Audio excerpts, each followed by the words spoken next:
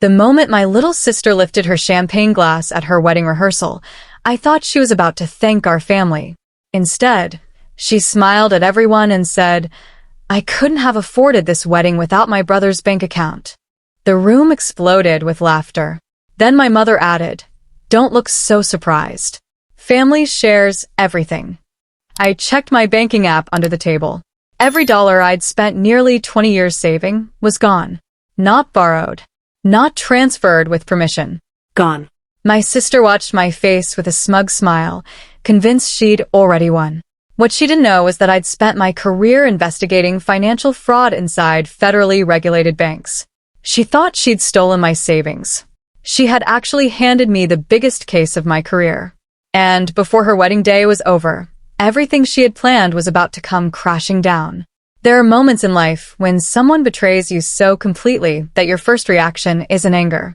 It's disbelief. My younger sister raised her champagne glass with the biggest smile I'd ever seen.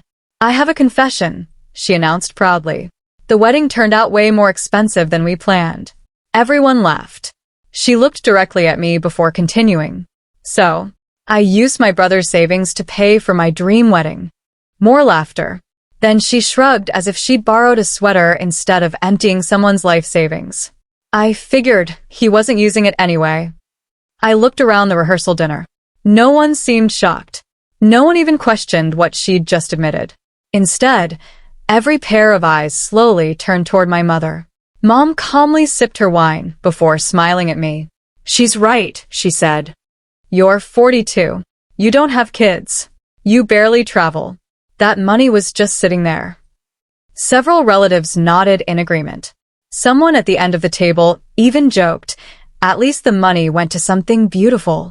The room filled with laughter again. I sat perfectly still. Inside, my heartbeat slowed instead of racing. That surprised even me, because 23 years of being the responsible older brother had taught me one lesson better than anything else. People eventually reveal exactly who they are. My sister Emily had always been the favorite. When she wrecked Dad's truck at 19, I paid for the repairs. When she maxed out 3 credit cards before 30, my parents convinced me to help family. Every reckless decision somehow became my responsibility. Every sacrifice somehow became expected. Over the years, I'd quietly built a savings account. Not for luxury. Not for a sports car. Not for some extravagant vacation. It was the result of 18 years of careful budgeting, overtime, skipped holidays, and saying no to myself more times than I could count. Now it was apparently funding centerpieces, designer dresses, imported flowers, and a wedding scheduled to take place in just 2 days. I stood up, picked up my jacket, and smiled politely. "I hope the wedding is everything you dreamed of," I said. Emily smirked. "I knew you'd understand." I nodded once. "Oh." I looked directly at her. Interesting timing. Without another word, I walked out of the restaurant. For the first time in my life, I wasn't angry. I was documenting everything. Most people thought my job involved sitting behind a desk, approving paperwork, and attending endless meetings. I never corrected them. The less people knew about what I actually did, the better. Officially, I was a federal banking inspector, part of a division that investigated financial misconduct, identity theft, unauthorized account access, and compliance failures inside federally regulated banks. That was exactly why I stayed calm during dinner. Anger clouds judgment. Evidence doesn't. By the time I reached my apartment, it was just after 9. I locked the door, placed my phone on silent, and opened my work laptop. Not to use any government systems. This was personal. Everything I reviewed would come from my own financial records. I logged into my online banking account.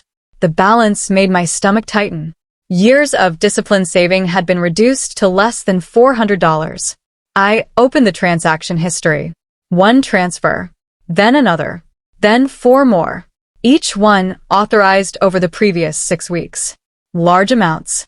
Always just small enough to avoid attracting immediate attention. Interesting. Someone understood banking procedures better than Emily ever could. I downloaded every statement and compared them one by one. The authorization logs immediately caught my attention. Every transfer appeared to come from my account. Same username. Same security questions. Same digital approval. On paper, everything looked legitimate. But something felt wrong. I expanded the login history. The access locations matched my city, but the device fingerprints didn't. Different browser versions. Different operating systems. Different authentication patterns. Whoever had accessed my account knew enough to imitate me. Just not perfectly. Then I noticed something else. A secondary verification request had been approved without ever reaching my registered phone. That wasn't normal. It shouldn't have been possible. Unless someone inside the bank had manually overridden the verification process. I leaned back in my chair. Emily couldn't have done that alone. She barely remembered her own passwords. No. Someone with internal access had opened a door that should never have been touched. I started organizing everything into folders. Transaction history. Login records. Verification logs. Timestamps. Device information. Every screenshot was labeled. Every document backed up twice. I still hadn't called my sister. I hadn't called my parents. Because accusations disappear. Evidence doesn't.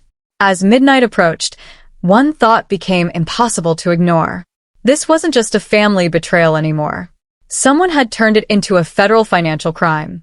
The next morning, I started where every financial investigation begins. Follow the money. Not the stories. Not the excuses. The money. Every transfer from my account eventually led to the same destination, a wedding planner's escrow account. From there, the payments branched out like tree roots. The luxury venue. The florist. The live band. A custom designer gown. Imported decorations. Even the honeymoon deposit. Every dollar had left a trail. By lunchtime, I'd built a complete timeline. The first transfer happened 6 weeks earlier. The last one had cleared less than 24 hours before Emily proudly confessed at dinner. That told me something important.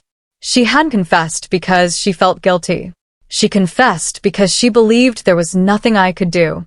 I decided to visit my local branch. Not as an investigator.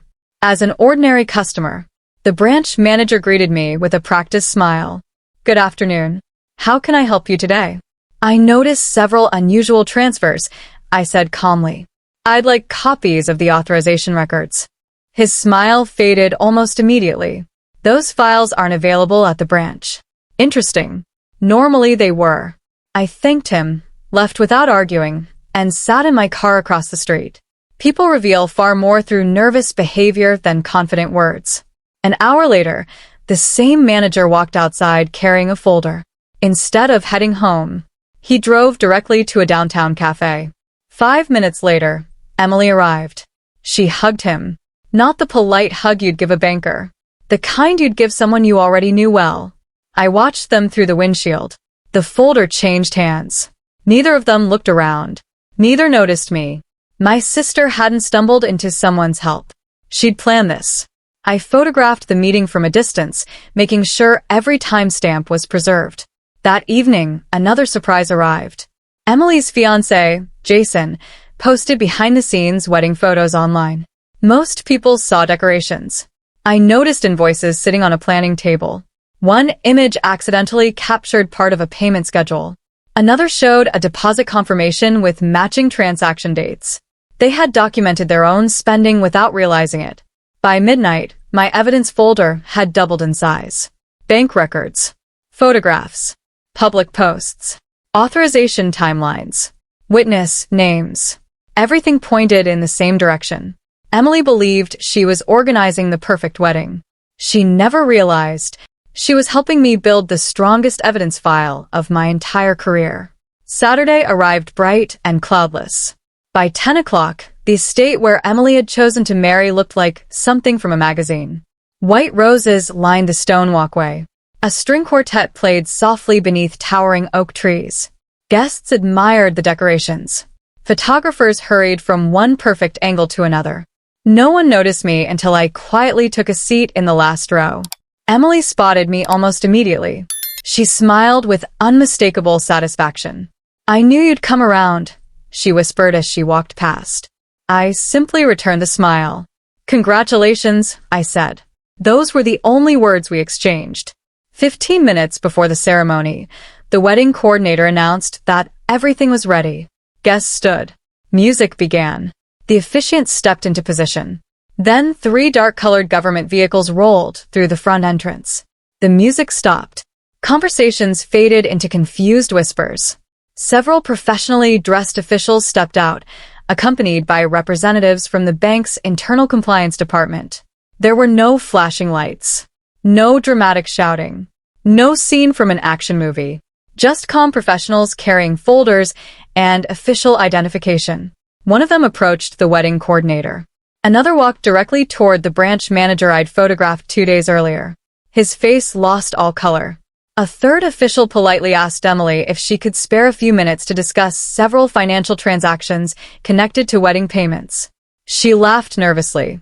"Can this wait until after the ceremony?" "I'm afraid it cannot." The words were calm, respectful, final. Jason looked from Emily to the officials. "What transactions?" Emily's confidence disappeared for the first time all week. My mother rushed forward. "There has to be some misunderstanding." The lead investigator remained composed.